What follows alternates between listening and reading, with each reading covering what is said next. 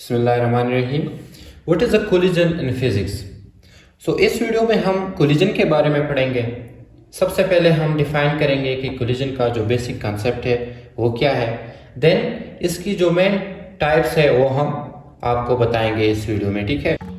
तो फर्स्ट आते हैं डिफिनीशन की तरफ कि कोलिजन का डिफिनीशन क्या है।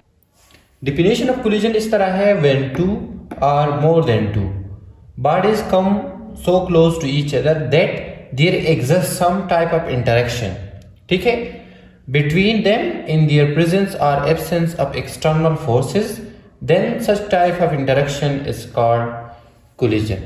इंटरेक्शन का क्या मतलब है? मिलना, ठीक है। देखिए इस तरह, लेट्स सपोज ये दो बॉडीज है, ठीक है, ये क्या है? टू बॉडीज है। हम क्या करते हैं? हम इसको सो क्लोज कर देते हैं, मतलब एक दूसरे के बहुत करीब ले आते हैं, और क्या होता है कि ये दोनों आपस में मिलते हैं। तो इस मिलने को हम क्या कहते हैं? इस इंटरेक्शन को, बिटवीन देम, इसको हम कहते हैं कोलिजन।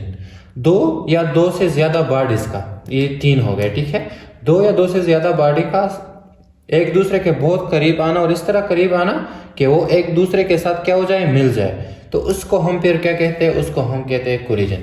अब ये जो मिलना होगा, या ये तो एक्सटर्नल फोर्सेस के प्रेजेंस में होगा या एब्सेंस में। अब ये जो है, हम इस पे एक्सटर्नल फोर्सेस अप्लाई करते हैं, जो मेरा फोर्स इस पे अप्लाइड है, ठीक है, मैं इस दोनों को करीब ले आता हूँ, तो ये in the presence of external forces है। इसमें इस तरह होगा कोलिजन में कि इन द एब्सेंस में होगा, मतलब कोई एक्सटर्नल फोर्स अप्लाई भी नहीं होगा और दो बॉडीज आपस में मिलेंगे, तो इसको हम क्या कहते हैं? कोलिजन। कोलिजन का कॉन्सेप्ट क्या है? जब दो या दो से ज्यादा बॉडीज क्या हो जाते हैं? एक दूसरे के बहुत करीब आते हैं, तो इसके मिलने को हम क्या कहते हैं? कोलिजन। अब ये जो करीब आएंगे, या तो एक्सटर्नल फोर्सेस के प्रेजेंस में होंगे, मतलब उस पर अप्लाइड होंगे, या विदाउट एक्सटर्नल फोर्सेस, मतलब उस पर एक्सटर्नल फोर्सेस अप्लाइड नहीं होंगे, फिर भी कोलिजन होगा, तो इसको हम कहते हैं कोलिजन।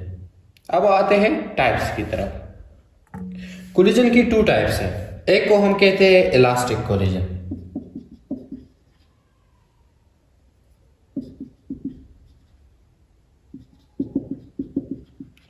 और सेकंड वन है इनइलास्टिक कोलिजन।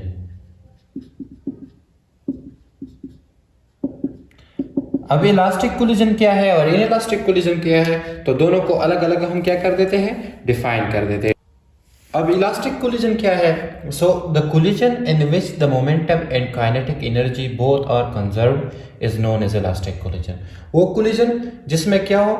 जिसमें मोमेंटम और काइनेटिक एनर्जी दोनों क्या हो? कंजर्व, तो इसको हम क्या कहते हैं? Elastic collision. सही है, ये हो गया इलास्टिक कोलिजन का एग्जांपल। इसकी एग्जांपल जो है वो है, let's suppose collision of atoms,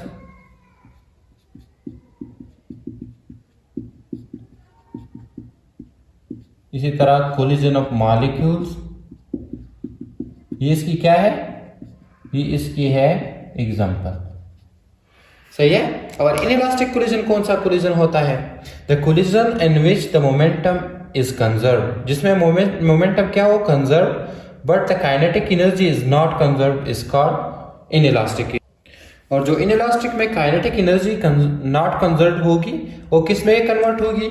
वो साउंड एनर्जी और जो हीट एनर्जी है उसमें अदर टाइप ऑफ एनर्जी में मतलब कन्वर्ट होगी, ठीक है। तो इलास्टिक कौन सी कोलिजन होगी? वो कोलिजन जिसमें काइनेटिक एनर्जी और मोमेंटम दोनों क्या हो? दोनों में चेंज मतलब नहीं आ रही, मतलब दोनों कंजर्व्ड हो।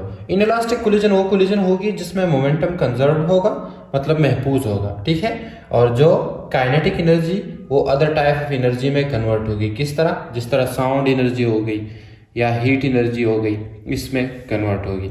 इसी तरह इसकी एग्जांपल, लेट्स सपोज इसकी एग्जांपल इस तरह है कि दो कार्स जो आपस में, कोलिजन ऑफ टू